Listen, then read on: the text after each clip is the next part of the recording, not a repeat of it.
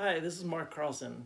This will be the first in a series of videos about how to play the saxophone from the very beginning, very basics, for my students as well as anyone out there that's interested in picking up the saxophone for the first time. So the first thing that you want to do is just make sure that the case is right side up. Don't want to take the instrument out when it's upside down, that can damage it. You can tell by either how the latches are set up, or there will be a name on the case for whatever brand it is. So opening the case, the first step that I usually do is take the reed out and get that soaking. So with the reeds for the saxophone, it has to be wet or it will not work. All you'll get are squeaks. So a lot of saxophone players just suck on their reeds, just put it in your mouth. What I like to do is keep a glass of water handy, so I'll put my reed in the glass of water and just let it soak while I'm putting the instrument together. And then once the instrument's together, it's usually wet enough that it works just fine. Next step would be to put on your neck strap. Pretty simple. After that, you want to grab your instrument. So what I like to do is I like to hold it by the bell of the instrument.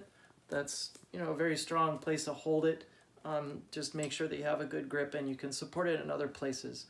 You just don't want to grab any of the rails too tightly. So I always just hold it that way. Then you can see the ring that the neck strap attaches to right there. So you hook that up and you just let it sit on your body while you're putting the rest of the instrument together. The next step is to take out the plastic cap that protects the end of the instrument. And you always want to replace this into the instrument when you put it back in the case to make sure that this collar is protected.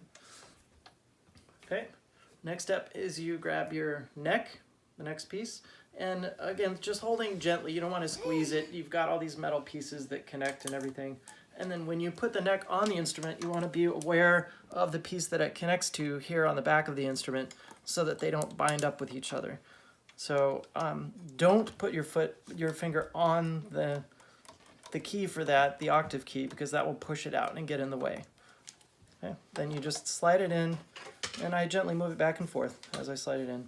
Then once it's in place, facing you, you tighten up the screw to keep it in place, and so it doesn't move around. There you go. Next step is, if you have cork grease in your case, you want to put just a little bit of cork grease on here, and that usually comes in a tube in your case.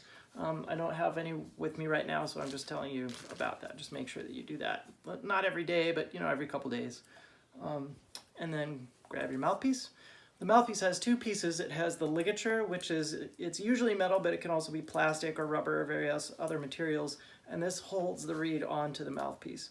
Many of them have two screws at the bottom where the reed sits on the mouthpiece. Mine has one screw on the bottom. So what I like to do first is put the mouthpiece on the instrument and then put the ligature on. Some people will say put the other way, put the ligature on and then slide the reed in, but then the reed usually moves around and gets all messed up as you're moving things around. So mouthpiece on the instrument first. So again, just gently moving back and forth until you get it on, and you can usually, after you've played a couple of times and tuned it up a bit, you'll figure out about where to put it in general. Next step is to put the ligature on. The bigger side obviously goes on first, so it slides down onto the mouthpiece. Then you want to get your reed.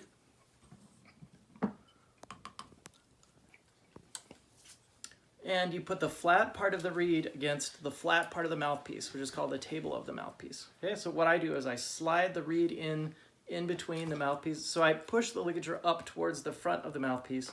Then I slide the reed in, right, like that. And I hold it in place with my left thumb on the bottom of the reed and my right, he just dumped all my water out. Right thumb and first finger holding the reed in place. Once it's in place and I can see that the tip of the reed lines up with the tip of the mouthpiece, I don't know if you can see that from there. Tip of the reed with the tip of the mouthpiece. Then I slide the ligature down into place, checking it again to make sure it's in the right place, and then tightening the ligature down. Okay, so that now the instrument is set up all together, and then you can raise the neck strap until when you gently bring the instrument up to your mouth, what you want is actually for the mouthpiece to gently touch your upper lip. And that tells you it's in the right place, because then when you bring it in, it's going to go in down into your mouth. If it's touching your lower lip, then you're going to have to end up moving your neck down too far to get to the mouthpiece. So right, just barely touching your upper lip, and that's all good. Okay. Next time we'll talk about how to make your first sound and how to create the embouchure, which is how your lips go onto the mouthpiece and all that kind of thing. So in review, you have the neck strap, the body of the horn, the neck, the mouthpiece, and the reed and ligature, and those all need to go in the proper orientations in order for it to work properly. You can find more information at markcarlson.com or Mark Carlson Music at Facebook.